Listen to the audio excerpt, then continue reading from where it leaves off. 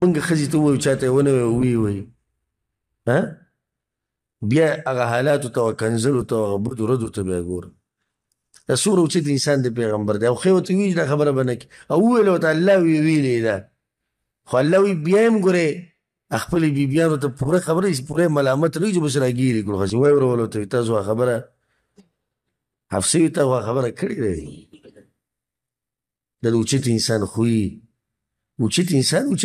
دی درون انسان دا نه چې دا سړی د ښځې نه یېرېږي او بزدله دی چې د چا ښه اخلاق نه دا ښه اخلاق دي د ښځې سره نرمي او د ښځې سره ښه اخلاق زموږ د پښتو په معاشره کې دې ته څه وایي دې ته بزدلي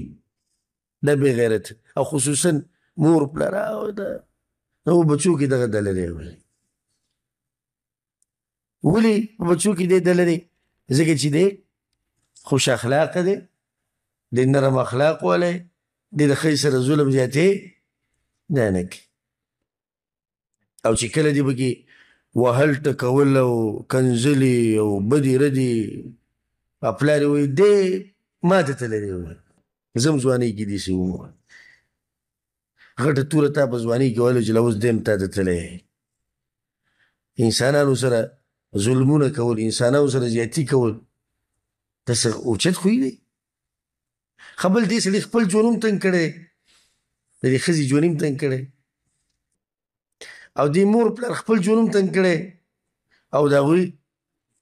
هغوی ژوند هم تنګ کړی دې که موږ ته ډېر واقعي یادي او دا خبره به رانه اوږده شي زموږ په معاشره کې دا غټه مسله ده په دې مسله باندې چې خصوصي بیانونه وکړو د الله په توفیق سره که چې ته الله ژوند راکړو انشاءالله د خواښ اسخر دا مسله د مور پلار دا مسله په دې باندې تفصیلي گفتگو پکار ده او ښه تفصیلي داسې چې د سړي سره یو څو کسان ناستي چې هغوی په دې قصه کې پراته وي د هغوی نه تپوسونه کوي چې ښه واضح شي چې څنګه مور پلار څنګه معاملات کوي د هغه بچي سره چې واده وکړي خبرې دي تاسو کې نه یې خبره ځکه چې هر دویم سړي ته به دا مشکل وي هر دویم سړي ته دا مشکل هغه سپینګیري ته هم نه دي خلاص د هغه سپینګیرو چې کوم مور پلار ژوندي دي که نه هغه هم نه دي خلاص هغه سپینګیري نو هلکان به دې څه دغه شي داسې د هغوی مراقبه او چېرته لاړ او راغی او کمرې ته یې څه وړي او داسې په دې کې یو واقعه رایاده شوه چې دغه دپاره به یې ووایم یو ملګري خبره کوله وي کور کې راته ښځې وایي چې دغه راوړه ده کبابو ته مې زړه شوی هلته ته څنګه کباب راوړي ټول کور کې اوسېږي یو ځای وایي ما ورته وایي بس صبر وکړي چې شپه شي بیا به چل کوو نو بیا ورغلم دغه تخبه یې ورته خوا کې د هغې نه کباب یې راواغېستو هغه مشهور کباب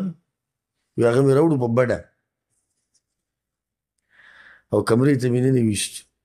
او زموږ پلار بهر وده کېږي دغه ځای کې کټ پروت او زه کمرې ته ننوتم دا کیسونه موږ ورو ورو کولول دا ټیلۍ چې لږ اواز مواز بهر ته نه ځي خبرې هم نه کولې په تیز وي زما پلار لږ ساعت بعد اواز وکړو چې هلکه وایي ما چې زه غرق شو ته زه خبر شو څه به وایي ما چې جي وایي چې تخبه یې هغه دي ګوره یې که